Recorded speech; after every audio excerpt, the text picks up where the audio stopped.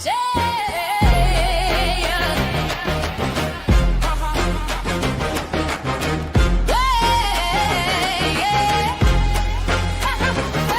setback to comeback, we claim our space. Black women rise in strength you can't erase. Every voice matters, every dream has a place. Where we're writing the rules and taking up space. Beyond the layoff, we are rising, breaking barriers, claiming our throne, redefining what's possible. The future is ours, we're taking control.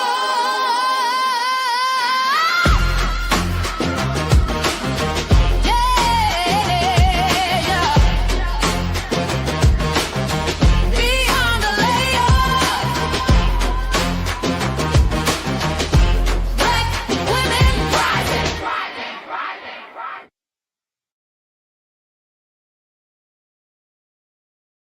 Hey, what's up, everybody? Welcome to another episode of Beyond the Layoff, Black Women Rising. Today we have our guest. Our featured guest today is Allegra Manigault. So she is going to come on in just a minute. I want to thank you all, first of all, for really embracing this series, sharing it, watching it, commenting. Help the women that we are featuring. This series is all about amplifying, affirming, and elevating their voices in this time of stress and need and the desire to move forward in their lives, right? So they've been laid off from their positions, and as you heard from some of our earlier guests, they're going back into corporate, or they're going into entrepreneurship, or they may have one foot in entrepreneurship and one foot in the corporate space. But the idea is to use this series to really amplify them so that you get to know them. And maybe there is a job that you know that could be for them. You could refer them, or perhaps you want to hire them for their entrepreneurial ventures. So I'm very excited. And without further delay for today, I am going to bring on our guest. Remember to go back and watch episodes 1 and 2. If you want to binge, you can go to my YouTube channel, Speaking of Speaking. So it's SPEAKIN of Speaking. Go there and you can binge all of the episodes, or you can scroll through my LinkedIn feed or my other feeds to figure out where they all are. But please make sure that you go and watch and support, and really support these women. If you know of any positions, if you know of any potential clients for them, please refer them. Please share this series far and wide. Even if you're not somebody who has lost your job, you will find so many nuggets in these videos. And if you are on my Substack, I take these videos and then I summarize them and give you the key takeaways. So we're doing a lot with this series, not just doing the video. We're doing a lot of things with it. So come on in, share. And without further ado, let's bring on Allegra.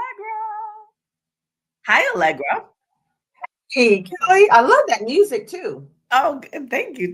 I made it just for you all using AI, because you know I can't sing. So it has nothing to do with me. AI. I'm an AI girly, so I love it. But Allegra, let's chat. Now introduce yourself to the people. Tell them who you are. I'm Allegra Manigault, as Kelly mentioned. First and foremost, a disciple of Jesus Christ. Professionally, I bring over 20 years of experience in project management, process management, programs, leadership, nonprofit systems implementation, and also the founder of Divorce Is Not My Name. Awesome. All right. So Allegra, you know that we started this series, as I mentioned in the opening, to really amplify Black women who in this economy have been, part of this displacement out of the workforce. And the numbers just keep getting bigger and bigger and bigger. And so I'm excited to have you on here. And I want you to just let's tell the backstory before we go forward into where it is that you're going now. So talk to us about how you became one of these 300,000, 350,000. Looks like it's going to 400,000 at this point. Well, for me, the layoff came completely as a surprise. About half of our team was notified on the same day in a virtual environment. And the decision was largely tied to the changes in the economy, the funding reductions of DEI, which a lot of our funding was focused on those areas, as it has been for most nonprofits across the country. Now, I had experienced layoffs before, but this one, it was different because I didn't see this one coming at all. Not at all. So I went into shock first because I enjoyed my job. I enjoyed the people, loved the organization, loved what I was doing. I felt blessed. And quickly after that, after the shock went away and we got off and it was done, probably about all 5 minutes, a peace just came over me Mm, almost instantly. And I walked through my house and I was thankful because the word does say, be thankful in all circumstances. And that you may come across, that means all. mhm. Probably shocked myself into the peace that just overwhelmed me. And because God is my source. And so that peace really has carried me from that point, which was July 30th, that the layoff occurred up until now. Yeah. Couple of things that you just said. One is this whole idea of it being out of the blue. And I think that's what a lot of women are experiencing now, that it's just because of, changes that are happening in the world and with our government, with our politics. It's one day you're at work, you're having a great time, you're doing all the things that you need to do. And the next day they're like, oh, can we have a meeting? Right. And this is your last day. And for you, when you said, you said that there was this shock, but then there was this peace that came over you. For some people, they don't understand like how that can happen, right? It's like this, you're losing, seems like you're losing everything. You don't lose everything, right? You essentially lose your job, but you don't lose everything in that moment. But when you say like there was it like shock, then like moments later peace, or was there something that happened in between other than walking around the house that really just centered you? I know you say your faith, but was there more time in between? And I want people to understand that because some people it's going to take longer, some people shorter. Yes. When we were on the call, I went into shock. And because I am who I am, Kelly, I started taking notes because I honestly knew that if I didn't, I would forget what was being said. So I took some notes on some key things that she said. First, how much pay is, if there's going to be any, as relates to a severance. That was one. How long would my benefits last? That was another one. Those were probably the two. And how much time do I have? Mhm. Again, that was 15 minutes. When it was over, I sat still and waited for the call from other team members who were staying, who were directors. And I think probably within about 30 minutes for me, the peace came. Yeah. And then honestly, I got up and I just started praising, because sometimes it's not like I planned it Mhm. to praise the Lord, but it's like, Lord, I don't know what you're going to do, how this is going to happen. I am a divorced single person. I live by myself. All of this, my mortgage is me, but you're going to have to handle it. That's all. That's Yeah. how it happened. Yes. Yeah. And it's funny that you say that because when I was fired, wasn't laid off, I was fired. in 2019 because they said they couldn't afford to pay me anymore. But I had that same type of peace. But unlike you, I knew that it was coming. I had watched them do the things, right, and ostracize me and take work away from me and do the things. So I had time to prepare. So I love that you said that even in that shock, and I think this is something for a lot of people to be paying attention to, that because for you this is really new, right? This is July. It's not been a year, it's not been many months, and we're still in this wave of people being laid off. So I think it's important, as you said, that even in that shock, to try to pull yourself together enough to take notes around what's important for you to know going forward, right? To set you up. Yeah. And I know it's hard, but I love that you said that. Like in that moment, though I was shocked, I was like, okay, let me take some notes. let me figure out, what we can do. And so, okay, you have that moment, you do your praise, which I love, right? Because it's like, listen, I think all things happen for a reason. And we may not know in the moment why it happened, but I think all things happen for a reason. And so that was in July. Here we are now in October. What has that time frame been like? And have there been moments again of maybe shock or grief or despair or excitement? What has that time frame being removed from that day done for you? What has been the impact? Say the impact really, I went into this doing mode because as Black women, we go into this doing, like getting my resume sorted. It's been a long time that I had to rework my resume, AI, and everything else. So I went into, because they did give us a service that would help us to deal with everything, our resume, and also looking at our LinkedIn profile to help us to make sure it's maximized to its fullest. I'm going to take all the services, right? So that's what I did. Went to looking at possible employments, just started looking at the pages. And another thing is I went into, okay, I have to get my other passion together. Divorce is not my name, and things of that nature. I think for me, if I'm so performance driven, Lord, please help me. He's helping me in to not be into this doing mode. But I really was. I went into writing.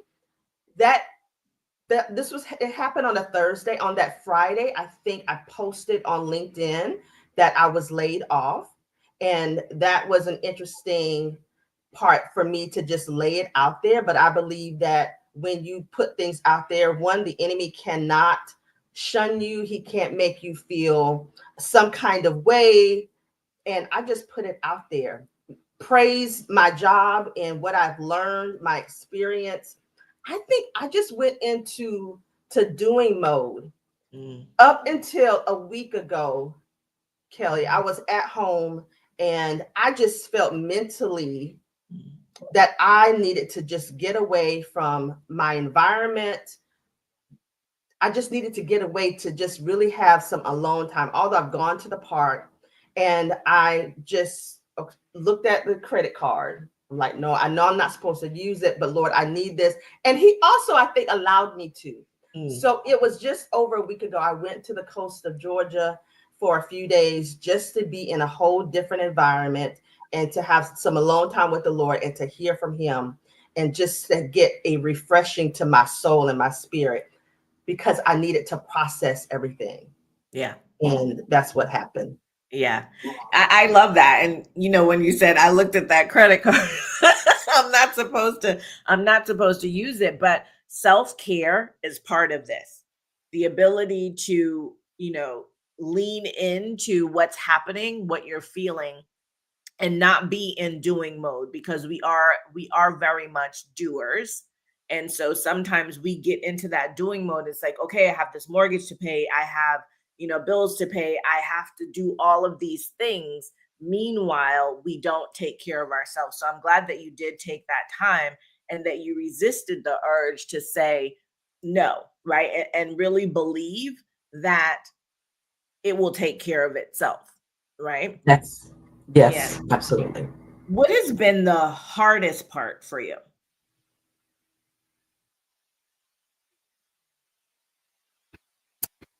I truly have made sure that I don't get into a state of worry. Like going into this, how long could this be before someone sees me? It calls me for an interview because I put out a lot and no interviews. Mm. I went into connecting with people that I know because in the past, a lot of the positions that I've gotten has been because I knew somebody or somebody knew somebody who knew somebody. And that's probably the biggest part is not getting into a state of worry. My son, who is 26, lives in Omaha, Nebraska, with his wife, my daughter in love, and my grandchildren, asked me this question. He said, Mom, have you got into worry mode yet? Oh. He's my only one. And I said, no. And I was honest because we have this open, honest communication, great relationship. And I said, I'm not. I really have to make sure that I'm grounded in the Lord. And during this time, I am so much in my word to make sure I have some quiet time. Because if I were to concentrate on the what if, how long, I don't think I can be open enough to receive God's goodness as opposed to something that I don't. I want to make sure I'm open to good and not to the negative space. Yeah. So it's been that part of getting up, and I still do the same thing, coming to my computer. I have to make sure I have my quiet time, but it's been a part of just not getting to how do I pay this? How do I look at this? I do, and I'm like, Lord, you are my source. That has to resonate in my saying and my words consistently to make sure I don't get into that downfall of worry, because that's not going to do me any good. Yeah. Let's talk about applying for jobs, because I've seen that a lot on social media everywhere. People are saying, like, I'm applying for 50 jobs, 100 jobs, 400 jobs. I'm not getting any interviews. Or the flip side, I'm getting interviews, but I have 1, 2, 3, 4, 5, 6. I'm going through 6 rounds of interviews, and then one, they get ghosted, they don't get the job. Talk about what that is like, what that has been like for you, because I know there's some other people who are going through it, and I know you said, you lean into the word and help people to understand, those of us who are not on this job search, right? And who see people, putting out on LinkedIn, like, hey, if you know anyone, if you know anything, talk to us about what this process is like, so that we don't just scroll by. We don't just be like, oh, here's another one. That people really understand fully the experience of someone who is seeking employment and needs our support. Yes, it definitely is. I think this dropped into my spirit is we are each other's brother keeper, and being able to look out for the other person. I have reached out to people. Some people will say, yes, I would definitely be on the lookout. And then there are others that I've known where they have asked me for a recommendation and it's quiet and there's nothing. I have to make sure I don't get into, wow, I remember when you asked me for a recommendation and I was there, I answered the call. And that can be frustrating Mhm. for me. Just, and then their positions, I'm like, I'm qualified, I believe, based upon the job description, that I could be qualified, but it's the standard type of response when you receive the no, quote unquote, to make sure the rejection email. And it's like, if I can just get to the interview, I know who I am, whose I am. I know what I can say in the interview. And it's getting to the point of, why can't I get to the interview? I have spoken to a friend that I know who is a recruiter. I've spoken to others, and she said, of course, this is a market for the employer. It's Mhm. not on our behalf. Even her looking at my profile, us changing it to speak to them. Even for me at my age, she said, take off all the years. Don't Mhm. put 20 years of experience. Take off the years that you graduated from college. Take those things off, because there is such thing as ageism. That's right. And I'm in that category.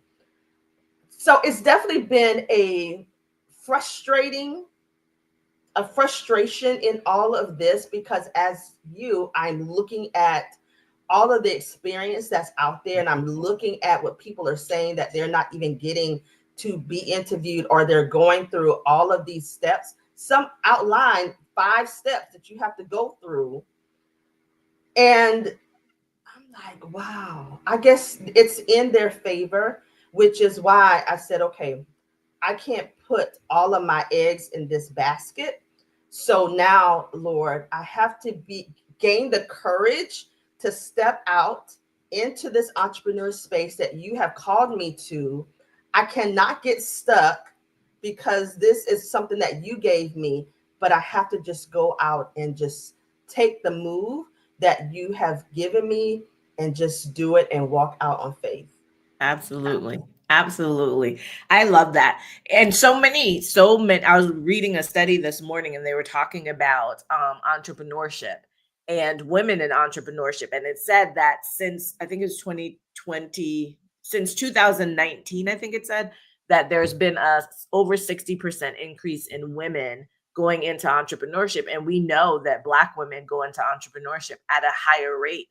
And what we're seeing now with women, Black women being forced out of the workplace. I saw something the other day and I was so angry about it, because it was a story and it was written about, Black women are leaving the workplace. Like, no, we're not doing this voluntarily. Excuse me. Right? We're Right. being forced out of the workplace, and so many are being forced into entrepreneurship.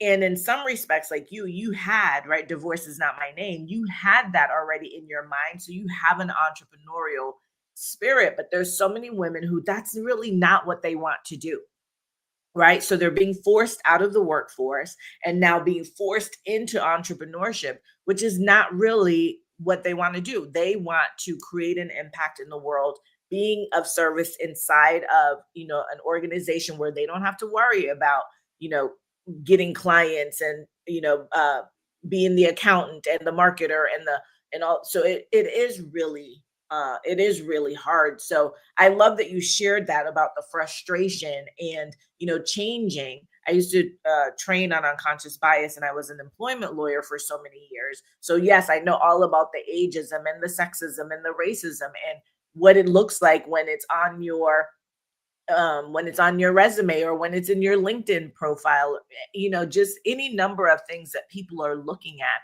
And to your point, that it is in how they say, like in real estate, right? A seller's market and a buyer's market. This is an employer market, and they do have the pick of whatever, they want. And so it gets really frustrating. What have you learned in this process? What is something that you have learned about yourself?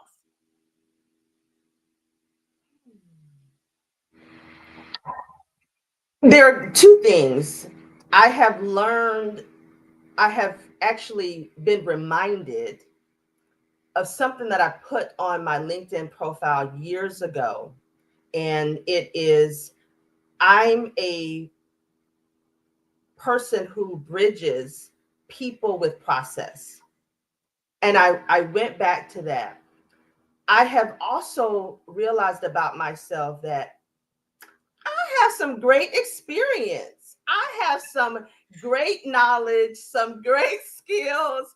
And the Lord took me through actually connecting the dots of all of the experience that I've had and I've gained, the amount of technology that I have been accustomed to, looking at my unique self of being able to do something different, of being in the corporate America side, the nonprofit side, the church side, all of that makes me, I believe, so valuable to an organization. They can see a little bit of that on my resume, but they really can't see that until they have an interview with me. But that's not happening. But anyway, it has really allowed me to look at the skills that I've gained. And honestly, although I'm humbled, hopefully I'm coming across as humbled, that I also have to be able to make sure that I can make, quote unquote, I never liked this, sell myself, and to be proud of the things that I've accomplished and what I actually bring to the table. I don't usually like that word, but it's true. And Allegra, we're gonna talk about some of this stuff, Joe. yeah. So I have just learned a lot about just looking at everything, understanding people, still loving people, and being able to want to make an impact. So for me, it's just also just stepping back and just looking at my skills, my gifts, my abilities, and all the experiences so that I can be able to share that with the next role that I'm going to be in, whatever that may be. Good. Okay, so I want to talk to you about a couple of things because I think this is a curse of Black women, right? So you talked about the fact that you have these 20 years of experience and what you just said in the role of being in for-profit corporations, nonprofit corporations, and the church. It does give you a well-rounded understanding of how corporations work from all of these different angles. In the same token, though, you decided that you wanted to tell us, well, I don't like selling myself. And what was the other thing? Oh, I don't want to talk about what I bring to the table. So let's stop. Let's can I shift you for a minute? I can't believe I said that, but you're right. Thank you. Yeah. Yes, Can I shift you? You can, absolutely. Okay. And it's important that you said, I can't believe I said that, because we do it so we just do it, right? And when we're not paying attention, when we're not conscious of those things, we don't realize how much we are complicit in our own devaluation, right? In our own just diminishing who we are. And I'm a lawyer by trade, right? And so when I came into entrepreneurship, I was like, I don't like to sell. I don't like to sell. My sister is like, girl, you've been selling. When you stand in front of a jury, I was a trial lawyer. So when you stand in front of a jury, you're selling your client's story. So we're always selling, and we should not be afraid to do that, particularly in this market. We just talked about this market is like it's sharks in the water at this point, right? And so I want you to start thinking about not saying those types of things, not saying, oh, I don't want to sell myself, or I don't want to talk about what I bring to the table, baby. Number one, don't bring nothing to the table but your table, right? You are the table. So when you are out here, you're applying for jobs, just like you said, I have all of this experience and I have this varied experience. So what I am doing is bringing my table to your table. Right. So I want you to really I want you to get very conscious about the wording and the things that you're using, because it plays into how people are seeing you. So I just wanted to get on you a little bit about that. And I'm okay with that. Again, I'm glad that I don't know why I said that, because I am that person to say differently, to make sure that I can sell. I'm a Toastmaster. I can sell Toastmasters really, really well. But then being able to sell myself, because I know that of who I am and whose I am. So I do need to make sure that I can be able to articulate that, not in my verbal, but then also I do that a lot as I'm a writer, to bridge people and processes. I'm a bridger, I'm a rebuilder, and I want to make sure that I can take whatever it is to make sure it's going to be awesome in that. So that's the impact that I bring to whatever environment that I will come across. Yes. And see, Sharonda said, please shift her. I see it. I see. Sharonda said, I'm please shift shifting, her. Sharonda. She wants you to know that you are the expert and that you are the table. And Sharonda is one of my clients. She is she's a registered nurse, and she runs an amazing entrepreneurial business for nurses and runs emergency rooms, all kinds of stuff. So she knows how I get when I'm like, no. Let's pull you back in. Okay, so and the reason I wanted to say that to you here out loud is because you're not alone in that, right? There's so many of us who do that, and we do it unconsciously. And so unless somebody says to you, hey, do you realize that you were just saying that about yourself? You don't realize that that just is coming out of your mouth, right? And what comes out of our mouth comes from our thoughts. And so there's a thought somewhere that this is something that I should not be selling myself, that I shouldn't be talking about what I bring to the table. But baby, bring it all. Bring it all. Bring the table, bring the silverware, bring the plates, the cups, the knives, the forks, bring it all, right? Because that is how you're going to compete in this environment. So the other thing I want to talk to you about is, you said, hey, I'm sending out these applications and I'm not getting an interview. So let's talk about it. Let's interview, right? Let's talk about who, what kind of roles you're looking for. Let's talk about, for those roles, what you actually bring to the table. Why should somebody not just run your resume through AI like they're doing and overlook you, but actually have a conversation with you? Yes. Again, I am a disciple of Jesus Christ, but I also have the experience of 20 plus years dealing with the for-profit, the nonprofit, and the faith-based environments, not just in work, but also as a volunteer. I love the part of taking something that is broken and ensuring that it can be built to its best capacity. I love the fact that, for me, is being able to look cross department, cross functionally, and to connect so that there aren't any silos. I'm an asset to organizations who are looking for a project manager and are also into systems implementation as well, and data. I believe all of my experience can make me, and will and does make me, a great space, along with one, having compassion, and also looking at the part where structure could be needed in an environment. Again, I think I have the ability, no, I do. I have the ability to bridge strategy, heart, structure, and purpose. And that is what makes my leadership unique than most. When you talk about project management, what types of projects would you want to work on? Is there a specific industry, or are there specific types of things that you like to do in terms of project management and your specific skills around strategy and bridging people and process? The industry that I really believe, and I know since 2008, the Lord told me that I am supposed to be in nonprofit or mission aligned businesses or nonprofits, mostly are nonprofits, or faith based. That's where I know I am aligned for. So any type of organization that's nonprofit, corporate America, I had that, but that's not where I'm supposed to be. I know where I'm supposed to be. And that is with organizations who have the structure, who've been around for a long time. So they have that capacity to scale.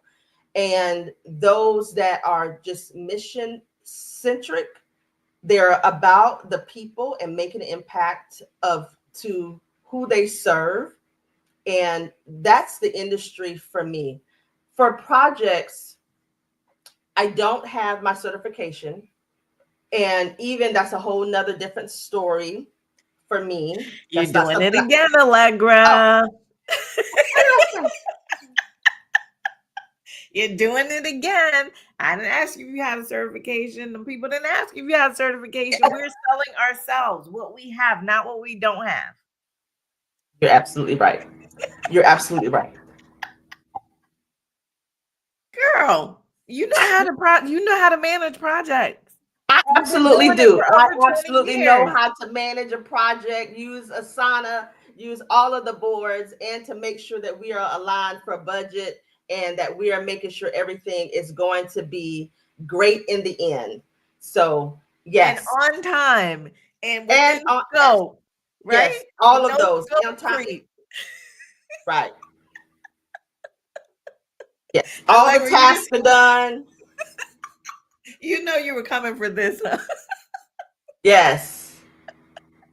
Now, I really want you to stand in the power of who you are, right? Yes, there are people. My dad's a PMP certified, right? So I understand that there is a certification, but guess what? Not everybody who does project management has a certification. So unless they're asking you for that, but you don't have to come and be like, you know what? I don't have all that. Oh, great. Well, then, right? You are amazing.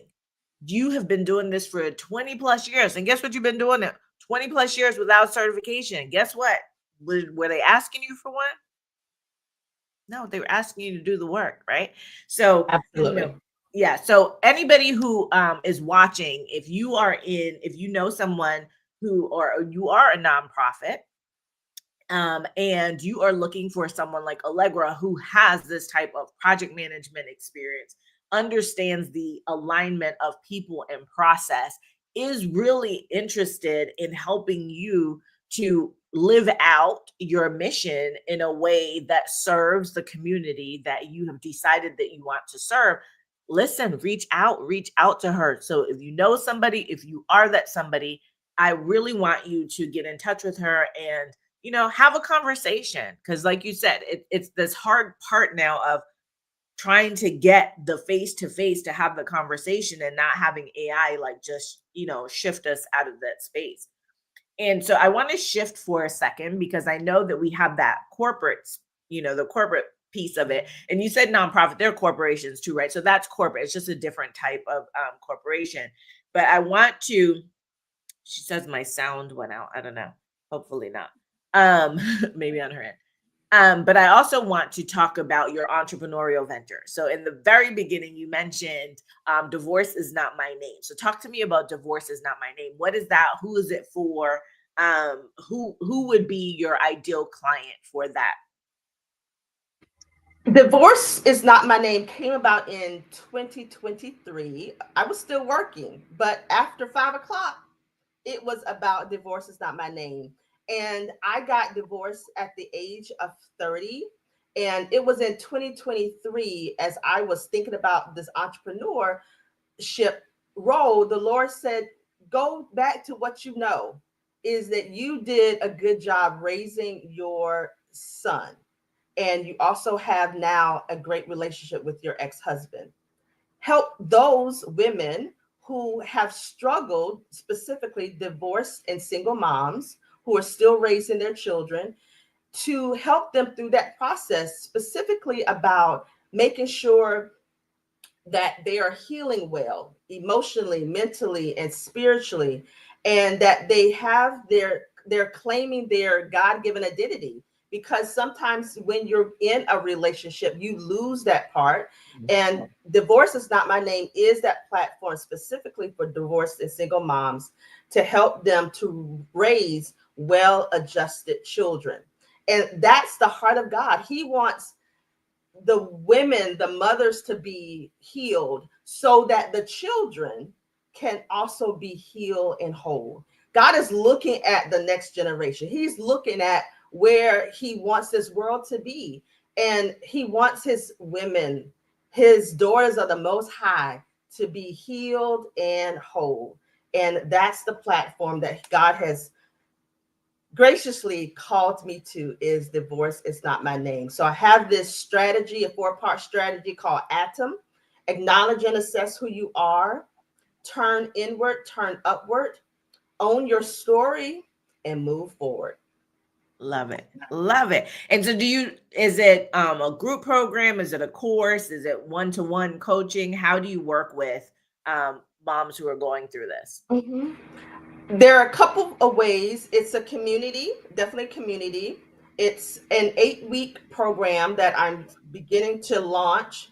I was supposed to launch it, Kelly, in September, but all the circumstances. It's all right.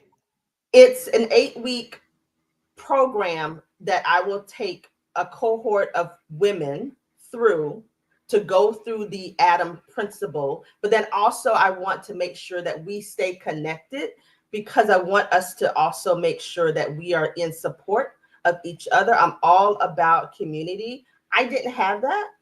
Not necessarily, I had family to be there, but a community that understands where you're coming from is such a big difference in that. I have a blog, I have a website. A lot of the things that I do may be information from blogs to social media stories, and also one-on-one coaching is also coming as well. I love it. I love it. So you're looking for women who are divorced and have children. So they're moms, Yes. right? And Yes. they need Right. support with just making that transition and making that transition as a whole person so that they can be a whole person for their children. Absolutely. That's awesome. Do you have the website yet, or you said it's coming? Yes, yes, Okay. it's there. Divorce is not my name.com. Divorceisnotmyname.com. So that's where Mhm. you can reach her for her entrepreneurial ventures. And then she's on LinkedIn. So if, again, nonprofits looking for someone who has project management experience, has this. What I love the whole idea when you talked about like people, like marrying people in process and also like aligning their mission, because we know for nonprofits that's vitally important that they have to live out the mission. It's in all of the things that they're doing, especially around their funding. So that's really important. Let me see what else I want to ask you before we go. I'm going to ask you this because I want you to redeem yourself around this. I'm not selling myself. What makes you exceptional? What makes me exceptional is I am aligned with my father's business, and that entails me looking at and loving people. It's only in my relationship with the Lord that I'm able to love people well, even in the workspace. I am a team player. I am also a leader. I'm a person who will ask you 50 million questions because I want to make sure I understand where you're going, especially from the CEO, to because I want to make sure what I do is to help them fulfill and to get to the mission and the goal that they are looking to. So for me is that's a big part that makes me someone who is unique. Again, having the for-profit corporate America, former human resources consultant and manager, systems. I know so many about the systems of implementation in organizations, program process management, and someone who loves people. I'm a bridger, I'm a bridge builder, and building something and also rebuilding from scratch as well. See, all great things. So before we go, I want you, if you had to tell these 300, 400,000 women, if you had to share one piece of advice, wisdom, anything that just comes through you, if you had to share that with them, what would you say? It's interesting. I'm going to say this because this is what dropped into my spirit, even though what you said, it's to really believe in yourself, believe in who you are, whose you are, believe in the skills and all the things that you have done up until now, and look at how all of these dots, all of these things that you have gained along the way, put all of that together, and you have this magnificent lady before you who is someone who is beautiful and intelligent, who can really make things happen in such a great and awesome way. So believe in yourself, believe in who you are and what God says about you and your God-given identity.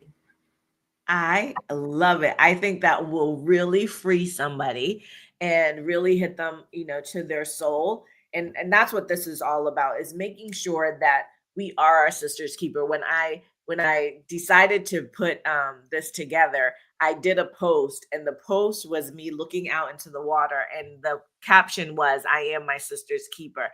And that's why I am doing this series, because I do believe that we have to be the guardians for each other. They always say nobody's coming to save us, and what we know as Black women is really nobody's coming to save us, right? And nobody is coming to save us, and so we have to be that for each other. We have to really uphold um, that gift of sisterhood and that gift of nurturing. We're always nurturing to everyone else. It's time for us to nurture within, right? To nurture each other. So I thank you. I thank all the other guests for, like, raising your hand when I said, "Hey, I'd like to do this," and not being afraid to come forth and to trust me, because y'all don't even know me, but to trust that I to trust that I have your best interests at heart, and that I really am doing this from a place of wanting to do my part in really supporting our sisters in this time. And so one of the things I want to talk about too is, as we move forward, for people like you, women like you, Allegra, and some women who are going into entrepreneurship. I transitioned out of the practice of law after over 2 decades into what I call the wild, wild world of entrepreneurship, and it's not easy. It is not an easy. It's not an easy road. It is. It has not been easy. It has been fun. It has been rewarding. It has been depressing. It has been life altering. It has been all of the things, and I wouldn't trade it for the world. And so, one of the things that I am focused on is working with women who want to be entrepreneurs, who I call expertpreneurs, who want to use all of our experience, our decades of experience, to ensure that we can make money with our mind. Because what you were saying was, listen, I'm looking at this and I'm thinking, well, should I be going back? Should I just be focused over here, or should I be like thinking about both things? And both, we can live a life of and, right? And that is something that I am very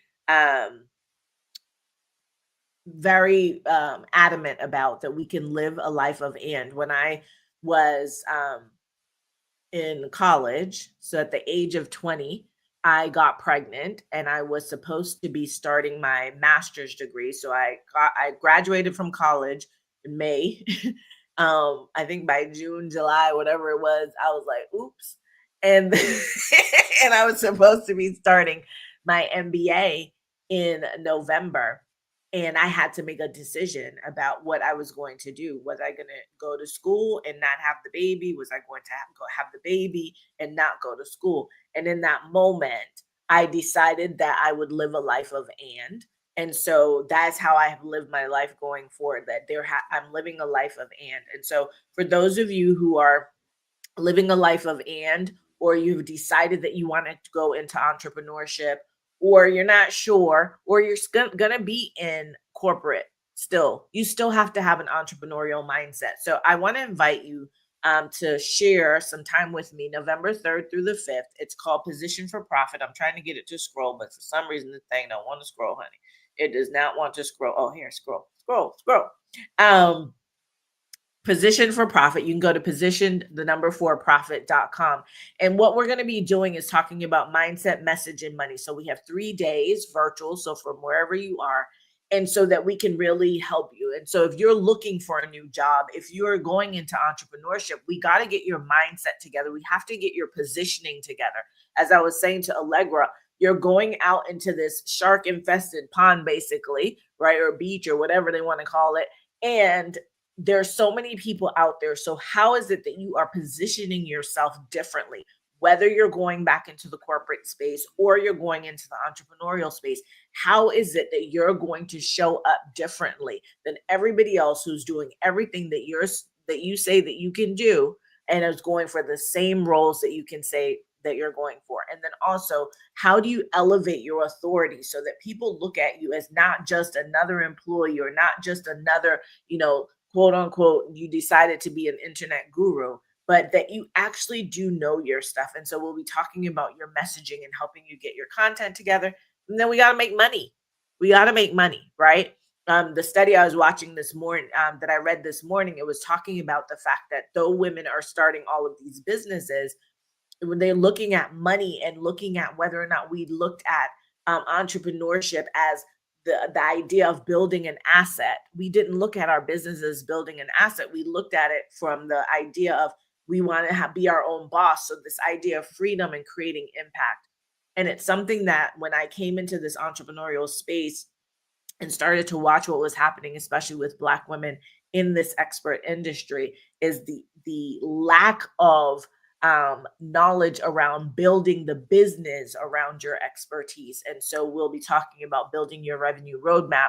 Like, what does that look like so that you can make money from your mind? So all you have to do is go to positioned4profit.com and join me November 3rd through the 5th. It's part of our road to the 6th, which the 6th is happening in March of 2026. We'll start talking about that again more after Position for Profit, but just dive in. Come hang out with us. Right now, the tickets are so low. Y'all are going to get like over 12 hours of training from not only me, 6 other women experts, an expert from Go High Level, an expert from Verizon Business, all right now. If you get your ticket right now before I increase the prices over the weekend for $100. It's crazy. I shouldn't be doing it, but I did it. It is out there, but the prices are going up. So go to positioned4profit.com and grab your seat. Come and really understand again, whether you need an entrepreneurial mindset to be an entrepreneur in corporate or you're going into entrepreneurship. I promise you, this is what changed my business and changed my ability to move from being a trial lawyer into being an entrepreneur and not feel like, oh my God, I made a mistake. So that's it. Thank you for joining us today. Thank you for joining another episode of Beyond the Layoff Black Women Rising. We have another one coming. I'm doing one on Friday. I think it's going to go live on Friday. So keep watching the episodes. Keep sharing the episodes. If you know anyone who needs to be on Beyond the Layoff Black Women Rising, just send them my way. Just tag me. Let me know. DM me, however. But let's get these stories out there. Let's support our sisters. Let's be our sister's keeper. And until next time, take care. Awesome. Yay. Let's see. End. I got to end it.